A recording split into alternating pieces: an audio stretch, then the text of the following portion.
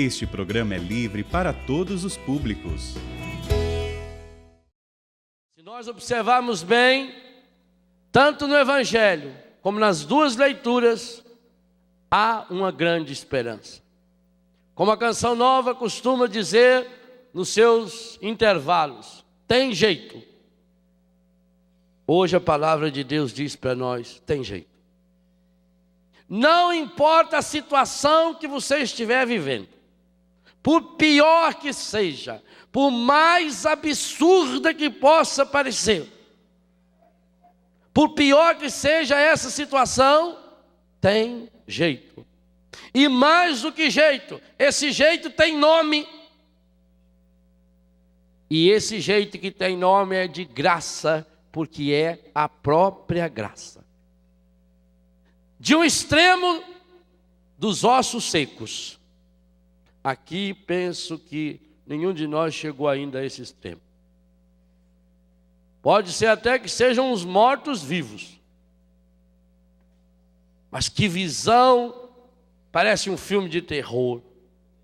O profeta Ezequiel, nesse capítulo 37. Ele olha um vale de ossos. Puro osso. Osso de gente. Ossos espalhados, jogados. E aí Deus pergunta para o profeta. Uma das coisas que me faz gostar tanto de Deus é o espírito esportivo de Deus. Deus vive dando risada. Deus olha para o profeta e fala, tem jeito? Solta uma cachorrada aí, Senhor, não sobra nada. A palavra quando fala, estou no osso, já sabe, estou acabado. Ali era um vale de osso. Era um cemitério abandonado, revirado. Profetiza sobre esses ossos, filho do homem. E o que me faz mais engraçado é o profeta profetizar. Vocês imaginam aquela cena, ele olhando para aquele tanto de osso e falando para os ossos. Vem Espírito Santo sobre esses ossos. E aí começa o filme de terror. Primeiro, eu chego a escutar o barulho do osso. Porque o profeta diz que primeiro os ossos foram se juntando. E era estalando, porque um batia no outro, a perna estava lá, ia correr para chegar nesse corpo aqui, o braço estava indo, era osso voando para um lado, osso do outro para o outro. E foi montando os esqueletinhos tudo no chão. Aquela fila de esqueleto. Agora manda vir carne.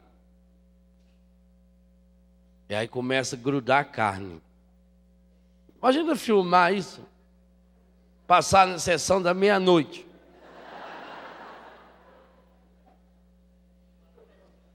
Aí vai juntando aquela carne. Aí olha, tem só defunto. Parece um bando de católicos que a gente conhece. Não faz nada. Serve para alguma coisa ainda? Profetiza sobre esses cadáveres. E o profeta profetiza. E vem o sopro de Deus. E eles começam a se levantar e formam um grande e maravilhoso exército.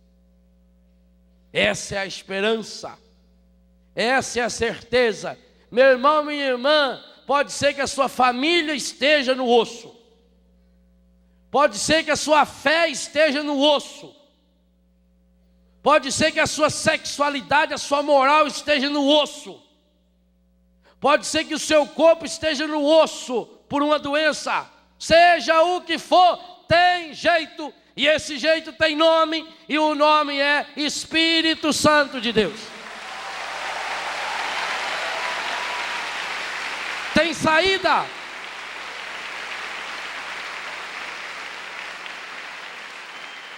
E Jesus no Evangelho diz isso de uma forma fenomenal. na grande festa das luzes, a festa das tendas em Jerusalém. São João, nesse fenomenal capítulo 7, versículo 37, diz que o principal dia da festa, o mais solene, Jesus deu um berro. A tradução correta é essa. Ele deu um grito, ele deu um berro. E esse Deus continua gritando e berrando. Quem tem sede, venha a mim e beba. Quem crer em mim, do seu interior jorrarão rios de água viva. Dizia isso referindo-se ao Espírito Santo, que ainda não tinha sido dado. Quem tem sede, vem a mim.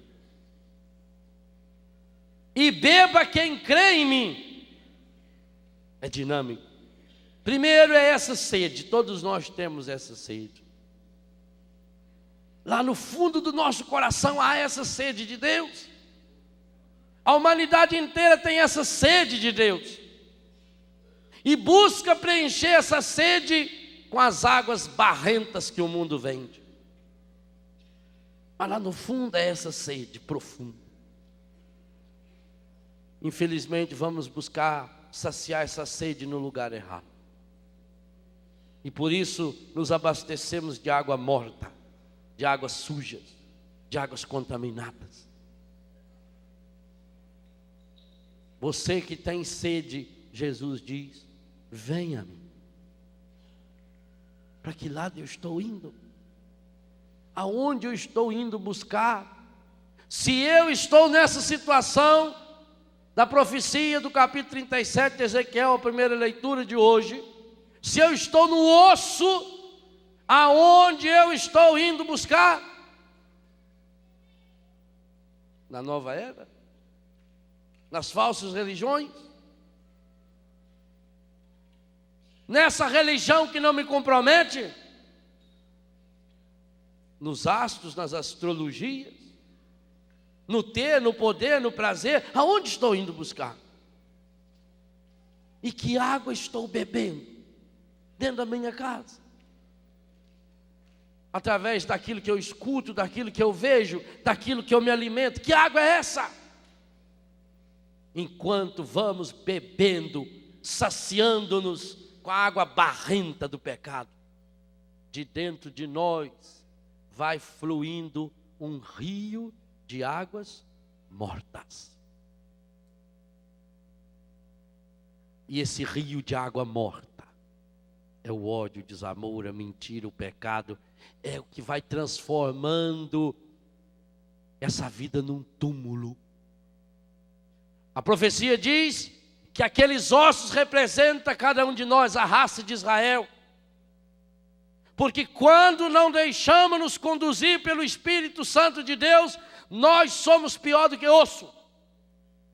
Não tem serventia nenhuma.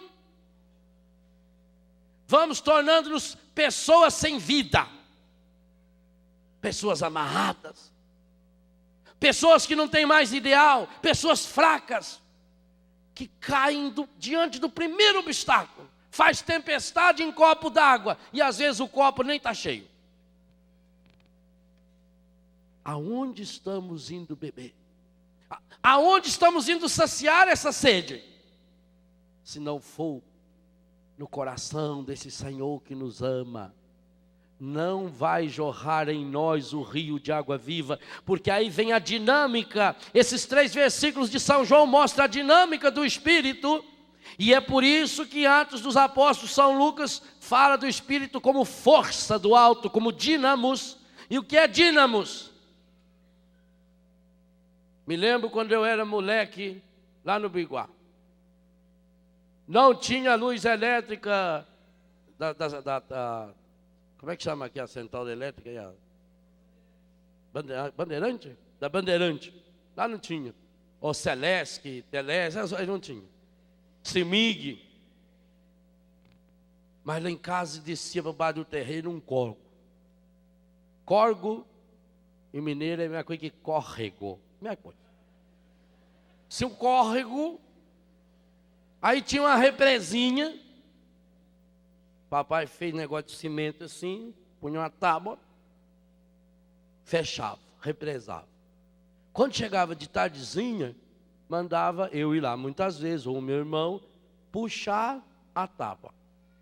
A água caía num tubo, descia, uma ladeira lá embaixo, lá tinha a usininha, tinha o motor, o dínamos, e a água girava o motor, e nós tinha luz elétrica no Biguá. Graças a Deus. Por isso não corria o risco do apagão. Não corria esse risco. Dínamos é isso. O dínamos é aquela maquininha que pega a energia mecânica da água e transforma em eletricidade. E é essa a ideia que nós temos nesses 3 versículos de São João. Aquele que crê em mim, bebe. Não é qualquer um que bebe. Para beber essa água viva, é aquele que crê em Jesus. Quem tem sede, vem a mim, vírgula. E beba quem crê em mim. E quem crer e beber, do seu interior. Do interior de quem?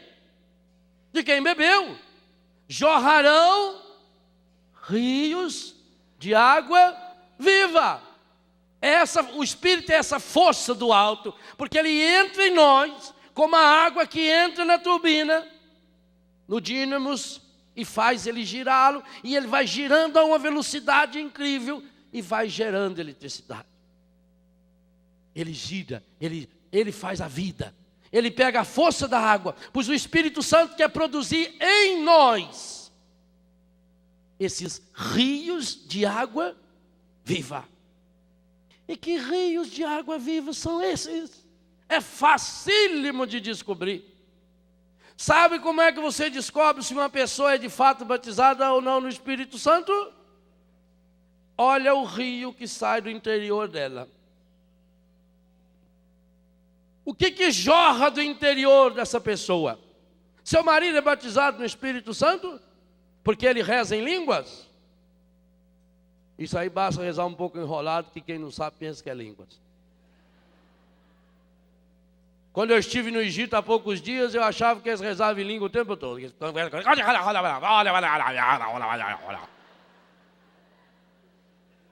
Como é que eu sei que meu marido, que minha mulher, que o padre da minha comunidade, que o meu filho é realmente batizado no Espírito Santo? Se do interior dele jorra rios de água viva. E que rios são esses?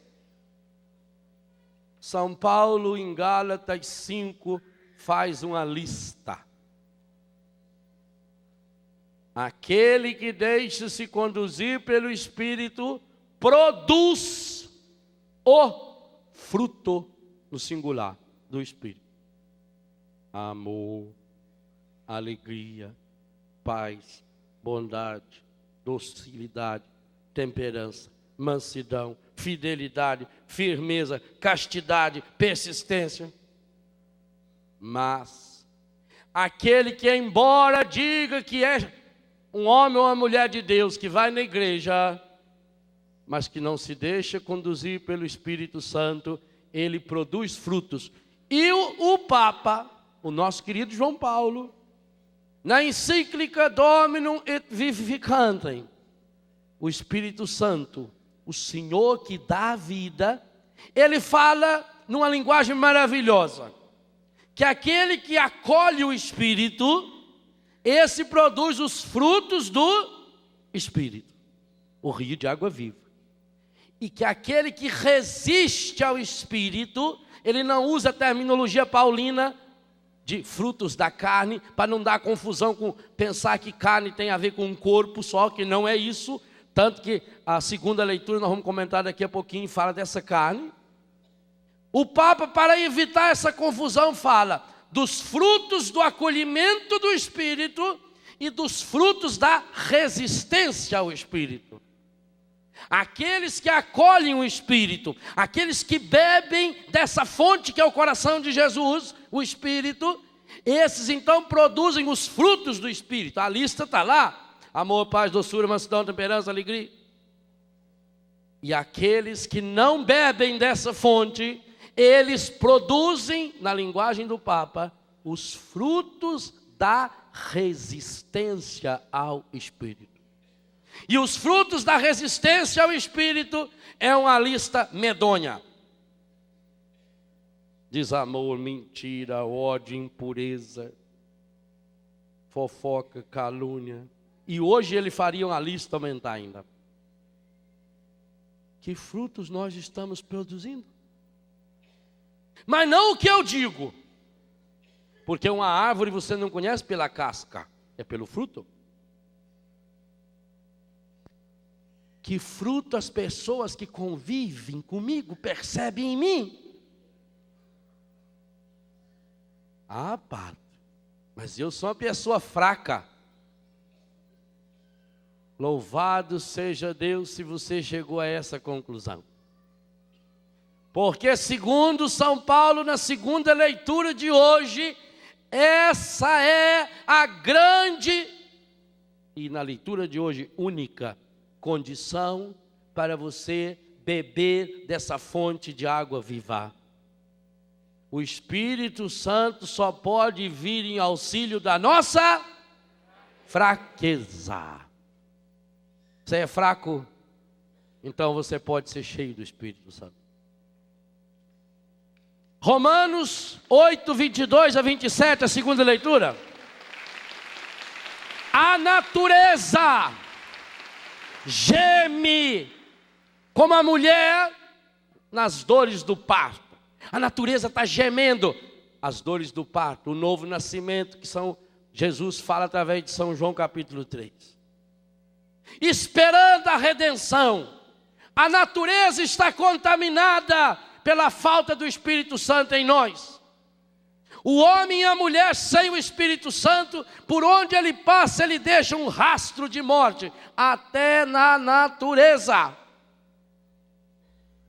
Nos animais, nas plantas. Um homem sem o Espírito Santo é um devastador. Por isso a grande ecologia, como diz o Papa João Paulo II, não nesse documento, mas em outro texto, a grande ecologia é o ser humano. Não adianta nada proteger a natureza se o ser humano vai passando e deixando rastros de morte. Essa natureza geme, esperando ansiosa a manifestação dos filhos de Deus, o batismo do Espírito.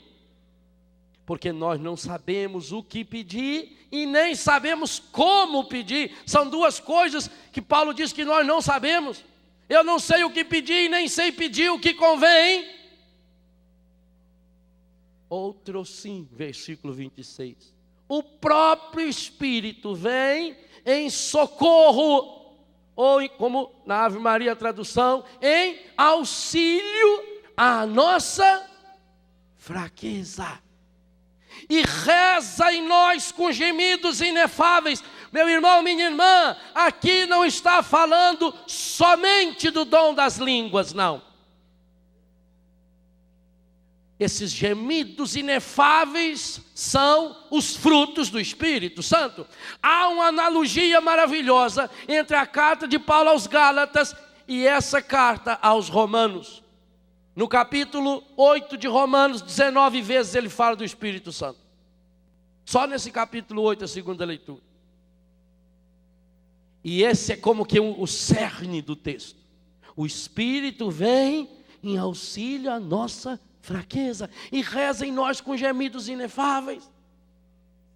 Mas se nós vivemos na resistência, o Espírito Santo não tem como chegar até nós. Porque nós nos julgamos fortes demais. Como é que o Espírito Santo pode trabalhar num coração que acha que não precisa de Deus?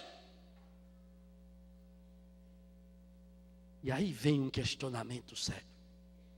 Qual é a qualidade da minha oração? O que é rezar?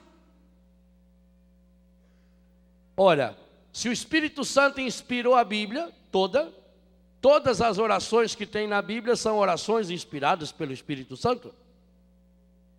E como é que são essas orações bíblicas? São verdadeiras brigas com Deus. Me impressiona a oração de Moisés, por exemplo. Quando ele olha para Deus, quando ele desceu da montanha, quando ele buscou as tábuas da lei, e o povo tinha feito o bezerro, e começou a adorar o bezerro, e Deus ficou irritado, e Deus ia exterminar o povo. A oração de Moisés é uma briga linda com Deus. Mata o povo. E Deus ainda disse: eu vou matar o povo, eu vou preservar, Moisés.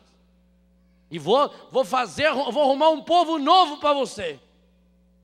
Talvez se fosse você ou eu no lugar de Moisés, seja feita sua vontade, Senhor, desde que preserve eu. Moisés falou para ele: mata o povo. Mata, porque depois os pagãos vão dizer o quê? Que o Senhor tinha ódio do povo, que o Senhor tirou o povo do Egito, que o Senhor não teve condição de salvar o povo, que o Senhor trouxe ele para morrer. Mata ele, Senhor. Olha que oração linda. Olha a oração de Abraão, quando Deus ia destruir Sodoma e Gomorra. Senhor, se tiver 50 justos, o Senhor é capaz de matar. Não, 50 não. Mas vai que não tenha 50, Senhor.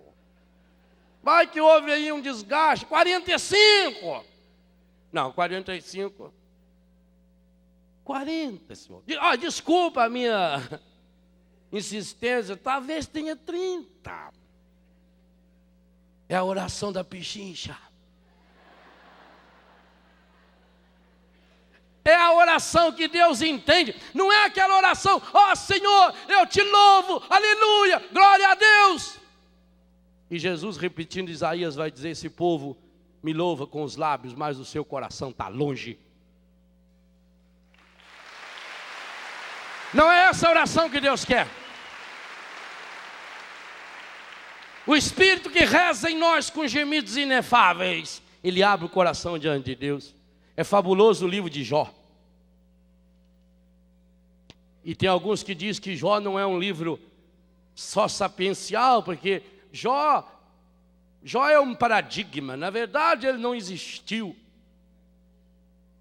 Eu diria a você que Jó não é só um livro sapiencial, não. Ele é um livro profético, no mais absoluto sentido da palavra. Porque o Cristo, o Filho de Deus, perdeu muito mais do que o Jó e foi muito além dele. Cumpriu à risca tudo que está na profecia de Jó. Mas Jó tem um ponto seguro.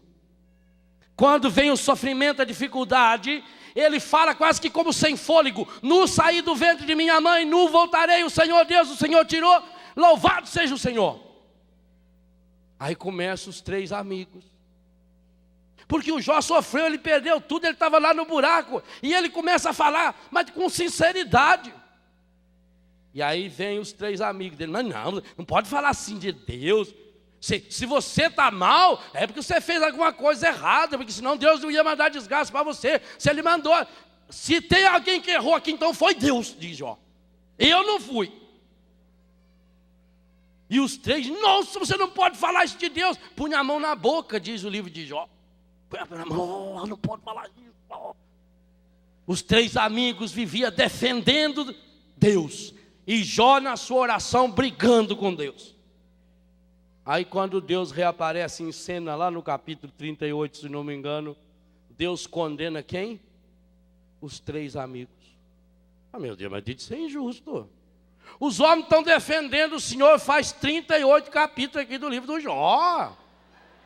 E o Senhor chega e fala que o Jó que está certo. Esse povo me louva com os lábios. Os 3 amigos não eram amigos de Deus, eram aduladores. E há uma diferença entre adorar em espírito e verdade e adular no espírito da mentira. Deus não quer aduladores. Deus não quer puxa-saco. Deus não precisa de gente com coração fingido. Fraqueza mostra. Você é fraco? Mostra. Mostra para Deus sua fraqueza. Mas sempre vamos encontrar na história os defensores de Deus. Os fariseus, os doutores da lei eram os defensores de Deus. Eles queriam defender Deus. E para defender Deus, como fizeram os amigos de Jó, eles foram capazes de crucificar Jesus. Porque se Jó perdeu mulher, filho, perdeu tudo, perdeu a saúde, Jesus foi capaz de perder a vida. Jó recuperou mulher, filhos e etc. Jesus na ressurreição, e nesse grande período pascal que conclui com a festa de Pentecostes amanhã, Ele deu para nós não só aquilo que Jó ganhou, mas a vida plena, a vida eterna, porque Ele deu para nós essa fonte que é o seu coração, jorrando essa água viva. Essa é a grande condição, meu irmão. Deixa de ser bajulador de Deus. Deus não é político. Deus não precisa que você contrate grupos que vêm de tudo quanto é cidade para te aplaudir. Deus não precisa disso. Não precisa e não gosta. Deus não quer uma oração falsa da sua boca. Oh, meu Senhor, eu te louvo. Se você está lá no fundo do poço, não fala heresia. Diga: oh, meu Senhor, eu estou com raiva, eu estou triste, eu estou com problema, Senhor. Mas sabe quem é que pode rezar assim? Quem é amigo de Deus. Isso é um dogma da fé católica. Está na Constituição Dogmática do Concílio Vaticano II, o documento Dei Verbo número 2. Deus fala aos homens como fala a amigos, e com amigo não pode ter fingimento. Deus não escuta a oração de gente fingida. Por isso o profeta lembra: eu estou horrorizado, me enoja, diz Deus, de ouvir essas músicas que vocês cantam, esses hinos. Isso aí não chega ao meu ouvido, porque o coração de vocês é um coração que está longe. Às vezes eu pergunto: será que Deus não falaria isso para mim também? Com os meus louvores? Tem gente que louva a Deus, mas louva a Deus assim: ó Senhor, eu te louvo e te bendigo por ter feito uma pessoa tão maravilhosa como sou eu. Como o Senhor deve ser feliz de ter eu como filho. Como o Senhor deve ser feliz. Como o Senhor deve ser realizado de ter sido o meu Criador. Tem alguns que rezam assim. Como se fosse a maior honra da vida de Deus ter você. A pessoa se acha o máximo. Sem mim, Senhor, o que tu farias? É a oração dos aduladores, dos bajuladores. Mas não é a oração do Espírito. A oração do Espírito é rasgar o coração diante de Deus. O Espírito Santo vem em auxílio à nossa fraqueza. Lá em Betânia eu estava contando ao Padre Jonas. Agora começou com uma brincadeira, mas algo que está sendo muito bonito. Uma pergunta que os meninos, um faz para o outro.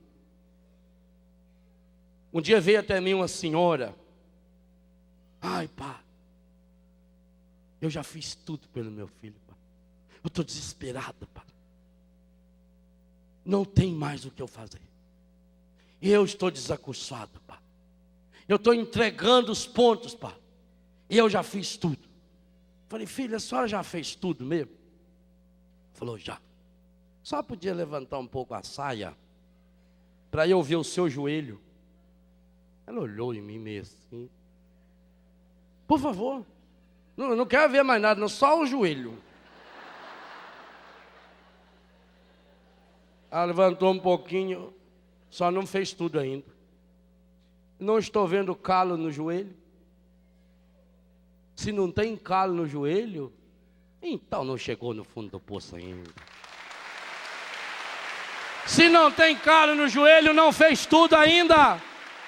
Padre, eu já fiz tudo para salvar meu casamento. Deixa eu ver o joelho.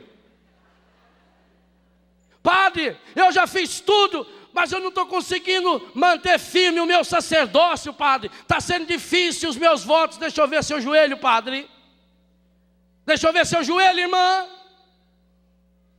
Deixa eu ver seu joelho, pai. Você já fez tudo para salvar seu casamento, salvar seu filho, para salvar sua empresa. Deixa eu ver seu joelho.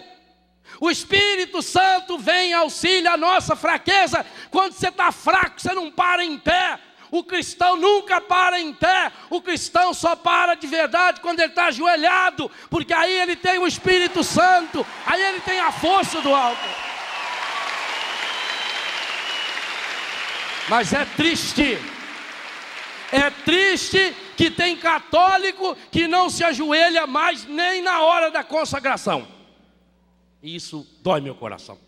Eu tenho dor no joelho.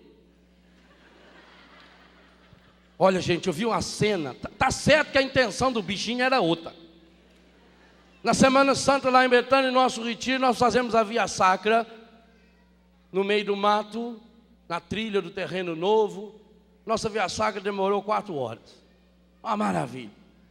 E aí a gente fez as estações, colocamos as cruzes, caminhávamos rezando e parava diante da estação.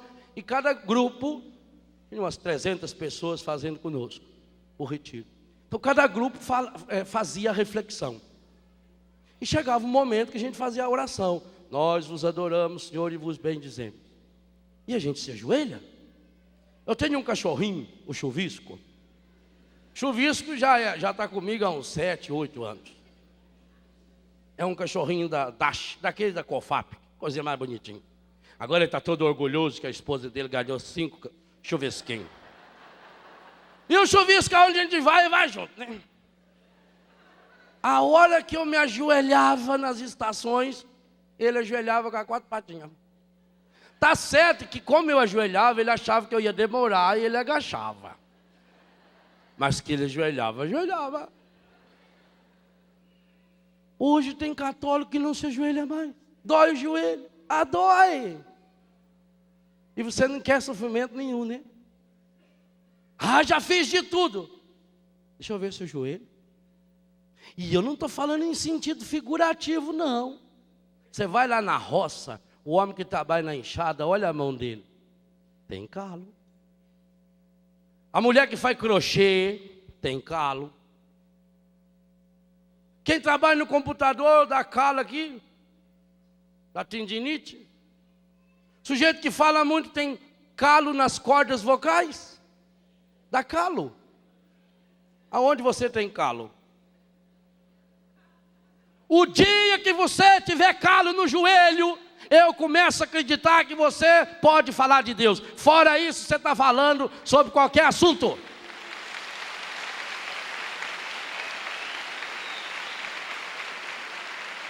Mas só tem calo no joelho quem sabe que precisa, quem é fraco.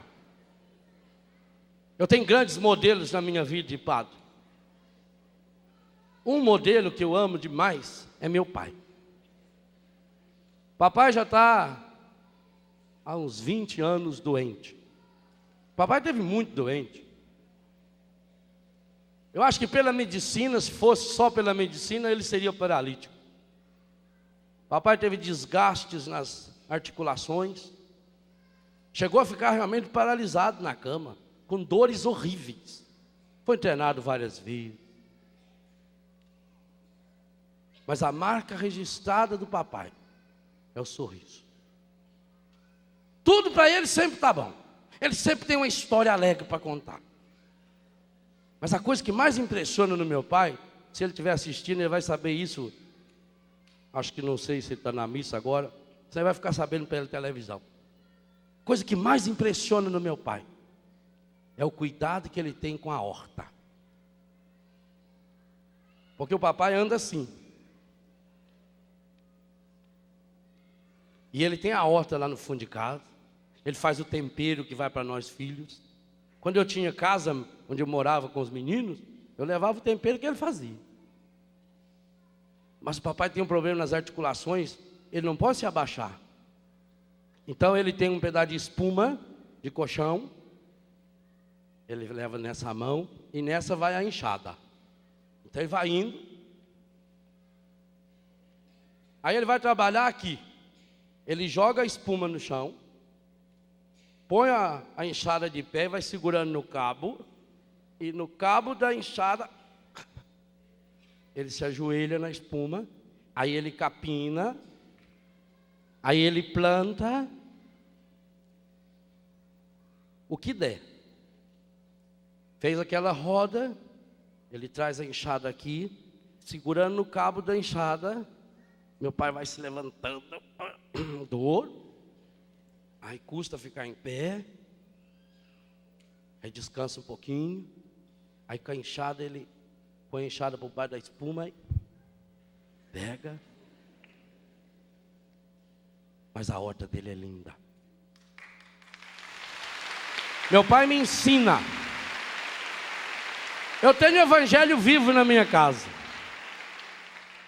Eu tenho evangelho vivo na minha casa. Esse ano nós vamos celebrar os 50 anos de casado dele. Papai evangeliza. Ele tem calo na mão e no joelho, de rezar e de trabalhar. Aí eu entendo quando uma pessoa fala que acredita em Deus, mas enquanto está nessa religião do vem a nós e não faz mais nada. Ah, porque eu sou fraco, eu tenho defeito.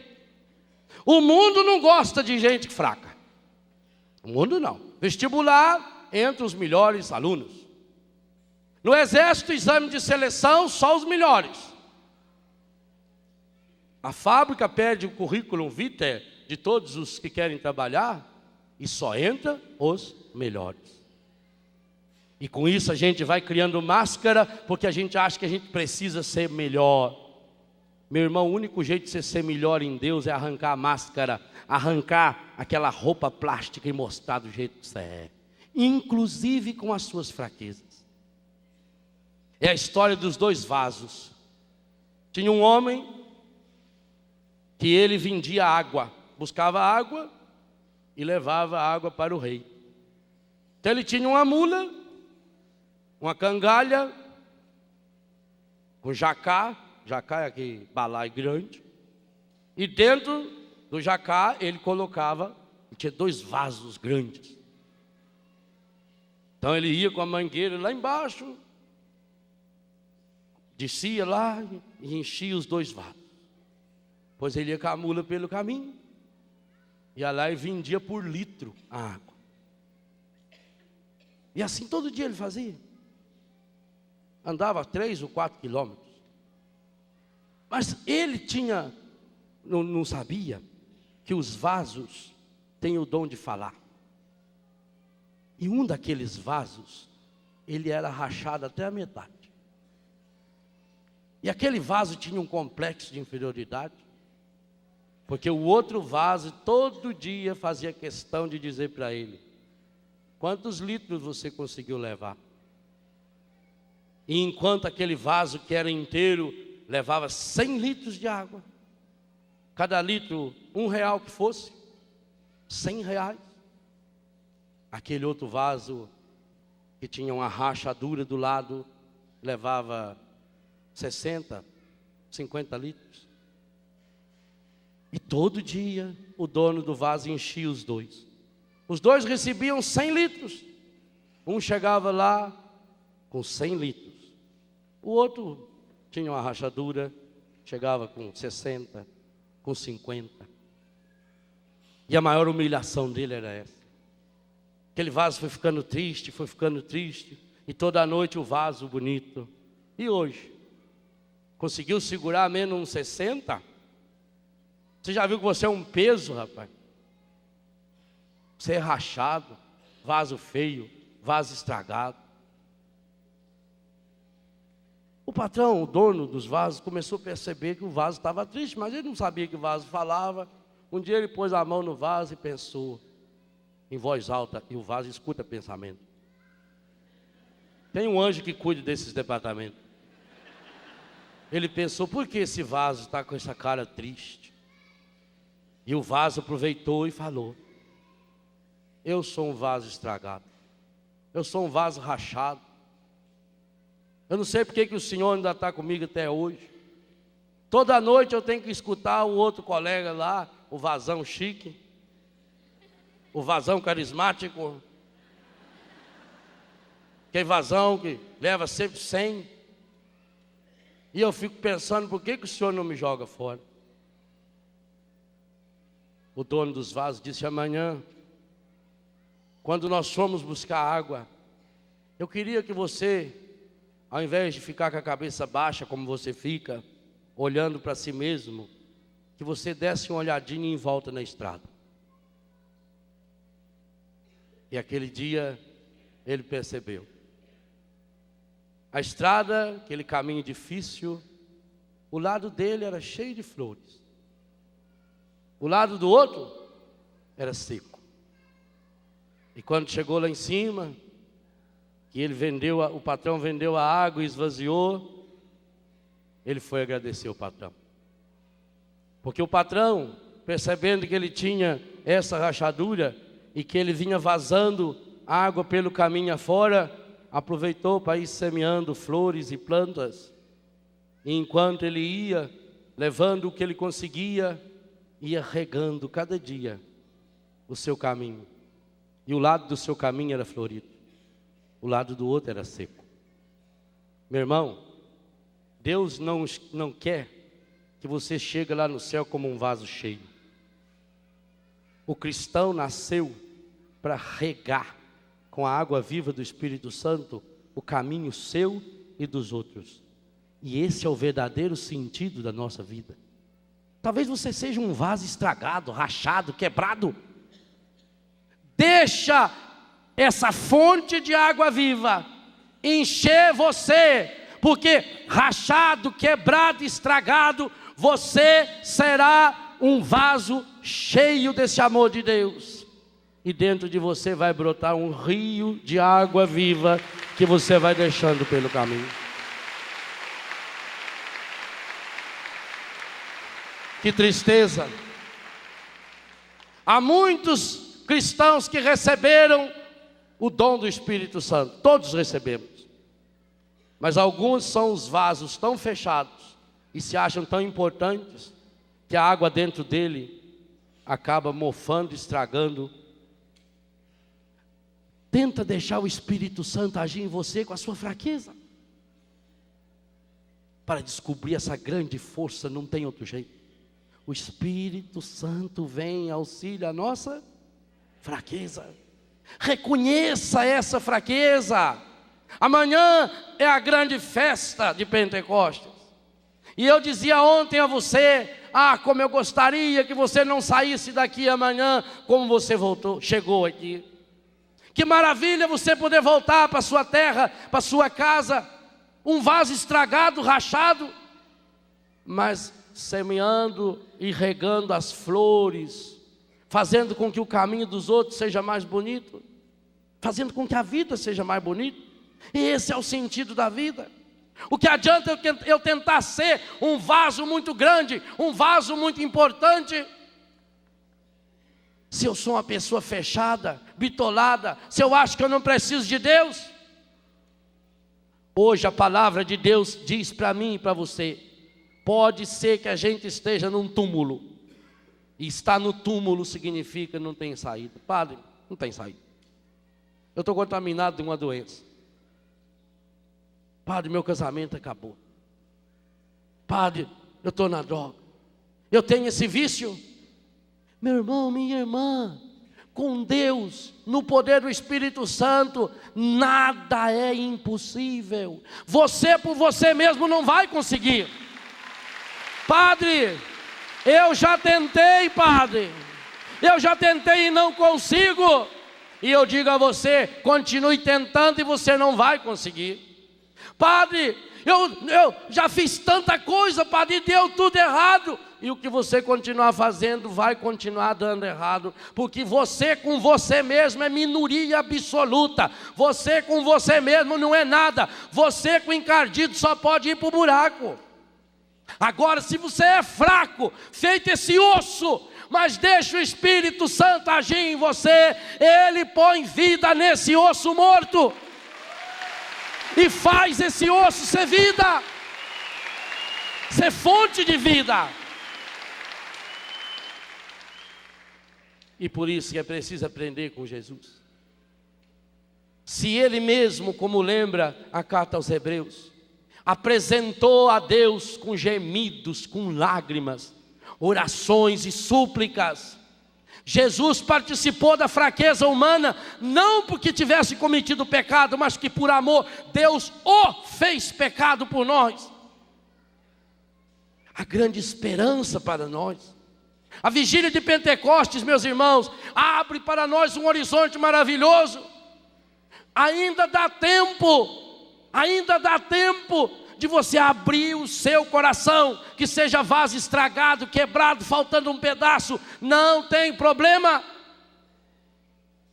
A inovação não dá certo com você, porque inovar é jogar fora o que é usado e pegar novo, mas a renovação não. Renovar é consertar, renovar é restaurar. Que obra linda é uma obra de restauração. Quando um artista pega uma obra de arte estragada, pega uma imagem de santo estragada, ele pode inovar, vai lá, põe cera do jeito que quiser e pinta por cima.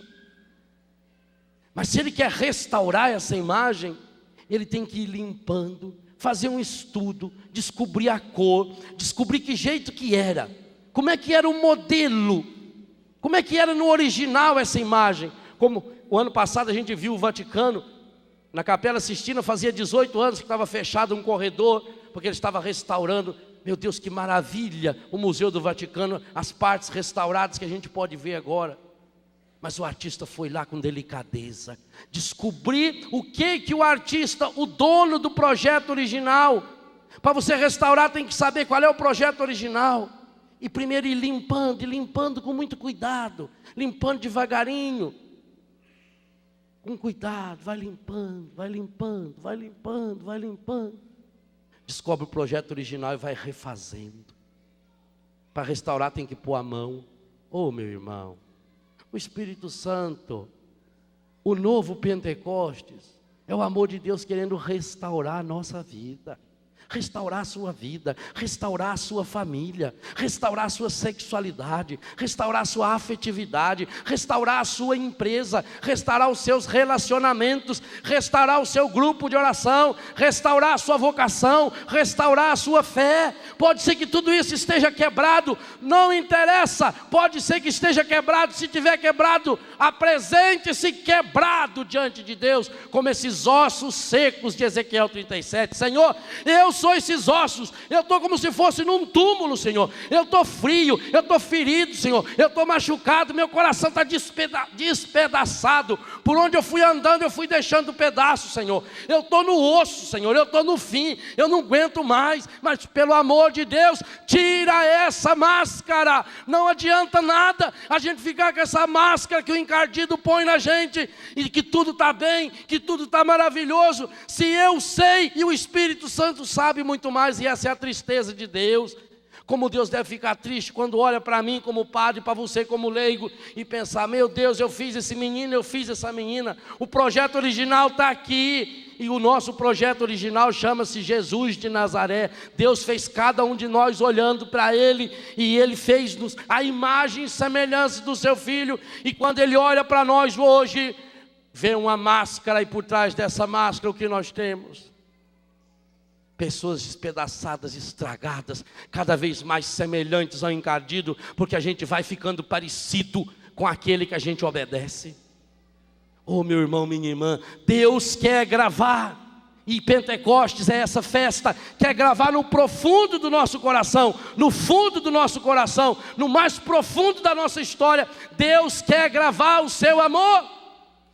E se essa festa fala da esperança, vale a pena lembrar aquilo que São Paulo nos disse no capítulo 5 de Romanos, versículo 5. A esperança não decepciona, a esperança não engana, pois o amor de Deus foi derramado em nossos corações pelo Espírito Santo que nos foi dado, meu irmão. Pensa hoje nessa esperança da palavra.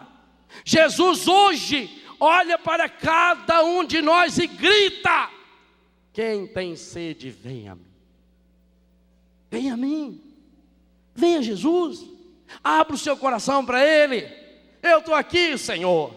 despedaçado, estragado, ferido, machucado, prostituído, drogado, contaminado. Eu estou aqui, Senhor. Eu estou aqui nas trevas do pecado, eu estou aqui, Senhor, até hoje, Senhor, até hoje eu fui tentando levar a vida com a barriga, até hoje eu fui tentando, Senhor, ser uma pessoa forte, porque eu tinha que mostrar para os outros uma aparência, Senhor, mas hoje eu não aguento mais, Senhor, eu não aguento mais, Senhor, eu não aguento mais, Senhor, acabou. E eu daqui para frente quero ser uma pessoa nova. Eu quero ser uma pessoa restaurada. Custe o que custar, Senhor. Pode doer, arranca tudo, Senhor. Tudo que não for da tua graça, pode arrancar, pode tirar tudo, Senhor.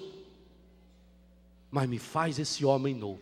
Me faz essa mulher nova. Cumpra essa promessa. Meu irmão, você quer rezar no Espírito Santo? Então a grande oração que o Espírito Santo nos ensina é a oração da sinceridade. É você escancarar o coração diante de Deus e dizer: aqui, Senhor, ó eu aqui, Senhor, no fundo desse poço, Senhor, sujo, Senhor, ferido, machucado, mas me lava com essa água, Senhor. Senhor, eu estou sedento, eu estou seco, Senhor, é osso puro que está aqui dentro. O meu coração parece uma coisa de pedra que não ama, Senhor. Mas eu quero amar. Eu preciso amar, Senhor. Eu preciso ser essa pessoa nova, Senhor. Senhor, aconteça o que acontecer, eu vou ter calo no joelho. Porque essa é a saída, meu irmão. Você está doente? Reza. Você está nas drogas? Reza. Você está no pecado? Reza mais. Você já conseguiu vencer o pecado? Reza. Você já conseguiu dar um passo grande na sua vocação? Reza. Você já conseguiu muitas vitórias na sua vida? Reza. Sua família vai bem? Reza. Sua família vai mal? Reza. Sua empresa vai bem? Reza. Reza, reza, reza. Não tem outro jeito. É o único jeito de estar na mão de Deus. Jesus disse: vocês que são maus sabem dar coisas boas para os seus filhos, quanto mais o Pai não vai dar o Espírito Santo àqueles que o pedirem.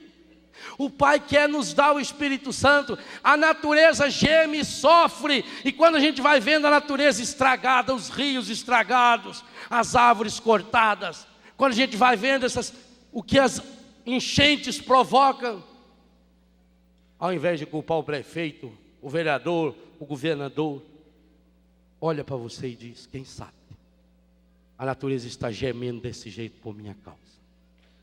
Porque foi a segunda leitura de hoje. Porque eu ainda não deixei essa fonte de água viva entrar no meu coração. Eu preciso de Ti, Espírito Santo. E eu não quero mais ser uma pessoa mascarada. Eu não quero mais ser essa pessoa plastificada. Eu não quero, Senhor.